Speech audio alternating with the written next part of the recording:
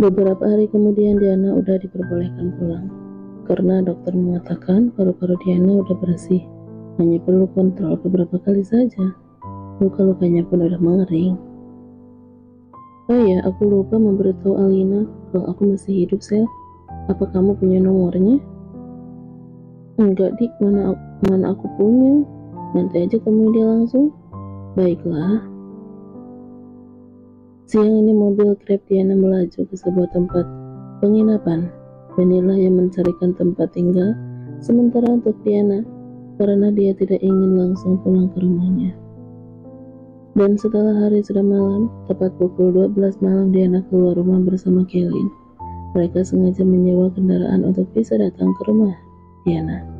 Begitu sampai, Diana langsung mengganti pakaiannya di dalam mobil. Merias wajahnya seperti hantu yang menyeramkan. Sementara itu Bagas masih merenung di atas kasur menatap langit-langit karena tidak bisa tidur. Setiap malam dia selalu gelisah tidak jelas. Tok tok tok. Suara jendela kamarnya terbuka, tetapi Bagas mengacuhkan suara itu. Namun, lama-lama dia bangun dan menyikap tirai jendelanya. Bagas pun berteriak mengatakan bahwa itu hantu. Lalu tiba-tiba lampu pun padam.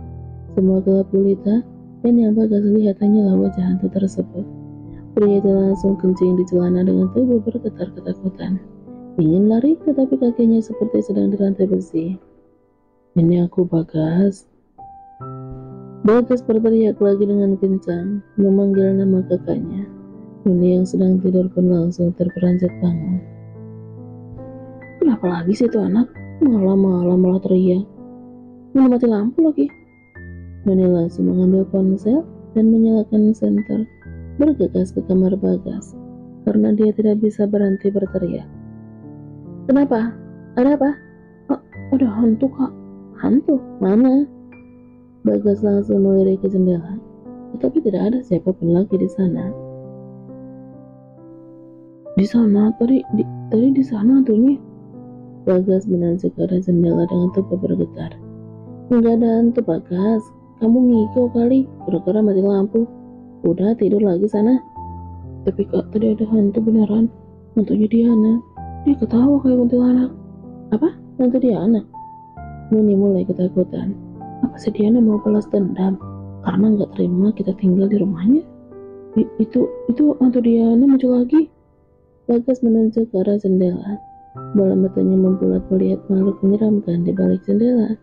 Karena posisi Nuni membelakangi jendela, dia pun membalikkan badannya. Dan dalam sekejap mata, makhluk mengerikan itu langsung hilang kembali. Mana sih Bagas? Nggak ada apa-apa ih. Jangan buat kakak takut ya. Nuni memberanikan diri melangkah ke dekat jendela. Saat hendak menutup tirai, tiba-tiba aja ada cairan merah seperti darah yang tiba-tiba mendarat di kaca jendela itu. Hah? Dia menjerit sambil menutupi wajahnya, melihat noda darah yang mengotori kaca. Perlahan-lahan Nuni membuka matanya, mengarahkan senter ponsel ke kaca jendela itu. Matanya membulat karena ternyata dia tidak salah melihat. Darah siapa ini? Gumam Nuni. Itu pasti darah Diana. Ngaco kamu, mana ada darah si Diana? Mungkin Diana gak terima kita tinggal di rumahnya. Nuni segera menutup jendela dengan tirai, lalu menatap adiknya dengan serius. Enggak usah takut, karena kalau kamu ketakutan, dia akan semakin menakut-nakutimu. Ayo, cepat tidur. Aku nggak mau tidur di sini, Kak. Terus tidur di mana? Nuni merasa kesal, karena mental Bagas sekarang begitu lemah, tidak seperti dulu. Tidur di kamar kakak. Mata Nuni langsung melotot. Tentu saja dia tidak mau. Enak aja tidur denganku. Masuk ke kamar ini aja mati-matian aku nahan bau. Bagaimana mungkin bisa tidur sekamar denganku? Gerutunya dalam hati. Enggak mau. Tidur aja di sini. Nuni melangkah keluar kamar Bagas yang bau 7 rupa itu. Kalau bukan adik, mungkin dia udah mengusir Bagas sejak kemarin. Enggak apa-apa kok. Aku tidur di bawah saja, Kak. Aku takut hantu itu muncul lagi. Seperti anak kecil, Bagas mengekor di belakang kakaknya. Ya ampun, kamu tuh ya. Mohon Kak, bisa gila beneran kalau aku lihat makhluk tadi. Oke, silakan tidur di kamar kakak. Tapi jangan buang air sembarangan. Dan kamu tidur di bawah. Iya Kak, gak apa-apa. Dengan beralaskan karpet, Bagas berbaring di bawah. Tubuhnya menggigil mengingat hantu yang menyeramkan tadi. Apa Diana marah ya? Malam ini dia tidak bisa tidur, apalagi lampu masih belum menyala. Sementara itu Diana segera masuk ke mobil. Dia tertawa kencang kalau mengingat Bagas sangat ketakutan melihat dirinya. Gila kamu serem banget cepetan, coba tahu aku jadi takut. Kejar Kelin. Bulu kuduknya mendadak berdiri melihat penampilan Diana. Apalagi rambut Diana masih keribol bekas kebakaran kemarin. Kamu juga takut ya? Iya, mana rambut kamu kayak gitu? Besok potong ke salon deh. Botakin maksudnya? Iya, biar nanti tumbuh yang baru. Masa dipetakin? Kenapa emang? Takut yang bebek Benny nggak cinta lagi kalau botak. Tanya Kelin sambil tertawa lebar. Bukan itu, ya muka pede aja. Nanti kan bisa pakai wig atau pakai kerudung. Kelin terbahak. Diana mengatupkan kedua bibirnya. Aku nggak pantas pakai kerudung, Sel. Terlalu kotor. Ya sih, pasti nanti banyak yang nyinyir. Jadi kita pulang aja. Pulang deh, besok kita kasih pelajaran si Bima. Bila aku ngantuk. Aku nggak nyangka ternyata Mbak Diana masih hidup. Begitu diberitahu, Alina langsung menemui Diana di penginapan. Perempuan itu memeluk Diana dengan erat. Iya Al, bapakmu nggak tahu kan aku masih hidup? Enggak Pak, aku nggak kasih tahu siapa-siapa kok. Baguslah, bukan apa-apa. Aku lagi ada rencana. Takutnya bapak kamu kasih tahu orang-orang jahat itu kalau aku masih hidup. Aku turut prihatin Mbak, semoga yang hilang kemarin bisa diganti berkali lipat nanti. Ya, semoga aja. Lalu tiba-tiba Nara datang menggendong saya. Bu, barusan tetangga ibu nelfon saya. Katanya mobil ibu mau dijual.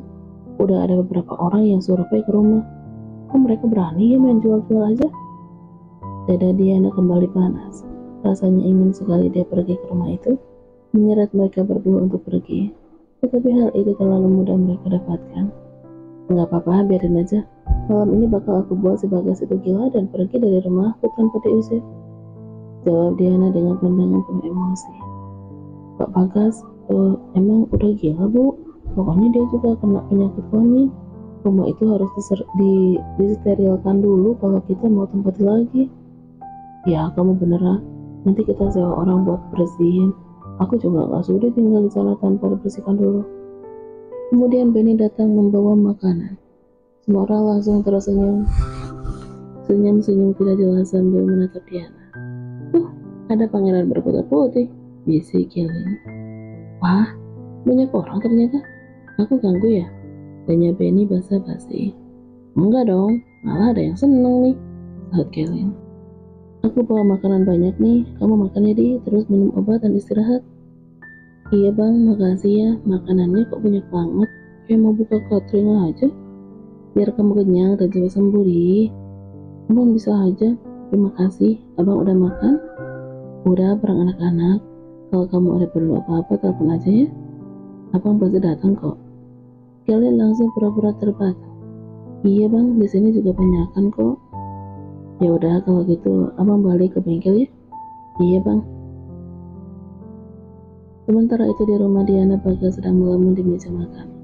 Masih teringat hantu semalam yang membuatnya mencari makin stres. Semoga cepat laku ya Bim, mobilnya Diana. Aku udah gak punya uang ini. Leo juga belum ngasih duit. Ya semoga aja, rada susah sih. Karena mobilnya atas nama Diana. Dan surat kematiannya belum juga jadi. Bagas, dari tadi itu makanan belum dimakan juga, kenapa sih? Tanya Nuni sedikit membentak. Kakak, mending kita pergi aja dari sini. Aku takut hantu Diana muncul lagi. Bagas menatap kakaknya penuh ketakutan. Hah? Hantu Diana? Saat Bima sambil melirik Nuni. Kau nih, hantu mulu yang kamu pikirin. Duit pikirin. Kita udah gak punya duit. Kita bakal pergi dari sini kalau kamu udah sah jadi ahli waris harta Diana. Kita jual rumah ini, baru pergi. Jawab Nuni sambil marah-marah. Dia merasa pusing karena menanggung beban hidup sendirian. Tapi Diana bakal marah dan aku yang diteror, Kak. Aku bisa gila. teriak Bagas lalu menjambak rambutnya sendiri. Bagas, mana ada hantu Diana? Makanya kamu jangan banyak ngelamun. Jadinya gini kan?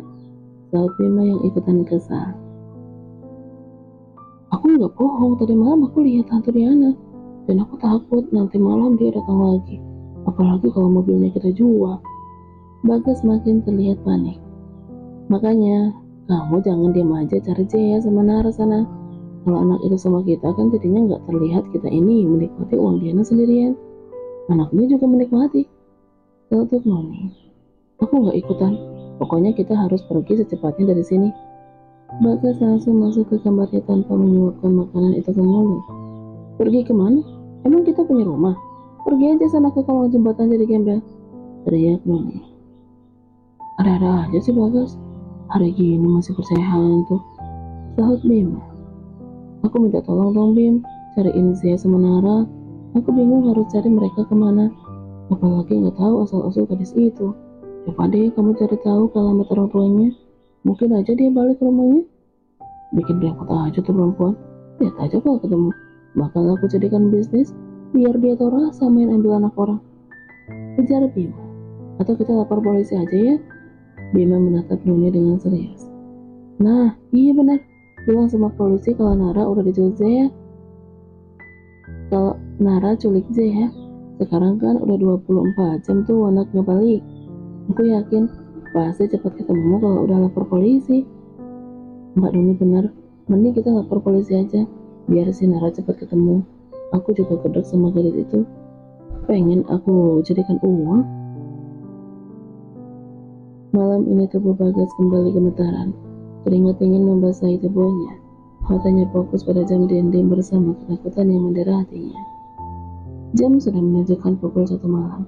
Kali ini Bagas pun mengantuk, lalu ketiduran. Sementara itu Bima sedang mabuk bersama para bawahannya di rumah kos salah satu teman. Jam udah menunjukkan pukul 1 malam.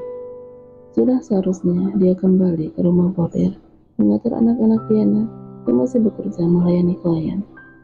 Dalam keadaan mabuk dia mengendarai motor. Tidak ada rasa takut kecelakaan karena Bima udah terbiasa membawa motor dalam keadaan seperti itu. Lagi pula jalan menuju rumah bordir bukan jalan lintas utama, sehingga tidak banyak kendaraan yang lewat.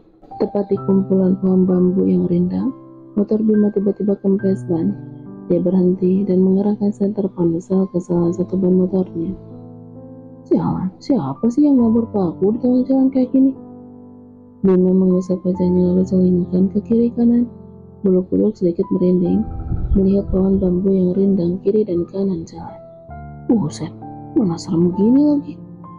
Bima pun dengan cepat-cepat berdiri lalu mendorong motornya meskipun kepala pria itu terasa pusing akibat meminum alkohol.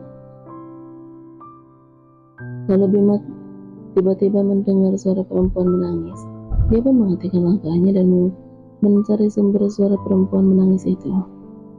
Siapa itu yang menangis malam-malam di dekat pohon bambu? Ada-ada aja. Tetapi dia terdiam sejenak. Mana mungkin ada manusia normal malam-malam di sini? Dia pun mempercepat langkahnya sambil mendorong motor. Beruntung lampu motor menyala sehingga dia tidak repot harus menyalakan senter. Semakin kesini suara itu semakin terdengar jelas. Bahkan tidak lagi suara tangisan, tetapi suara tertawa seseorang perempuan. Ih, buset deh, apa itu makhluk kunti ya? Bima hampir kencing di celana. Lalu tiba-tiba ada tangan yang menyentuh pundaknya dari belakang. Diam-diam, dia memutar leher dengan raut wajah ketakutan. Bang, anterin aku ke tempat pemakaman umum ujung sana ya. Aku mau pulang.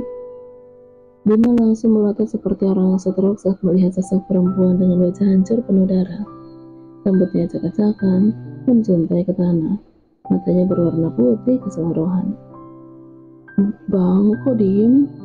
Ketika tertawa gigi perempuan itu mengeluarkan darah. Sontak saja Bima semakin shock melihatnya. Dada Bima naik turun tidak beraturan. Kau yang membunuhku kan? Ampun. Bima langsung kencing di celana. Kau yang bunuh aku? Suara itu sengaja dibuat menyeramkan. Ampun, ampun. Bima seperti hendak berlari tetapi sosok itu malah memegangi kerah bajunya.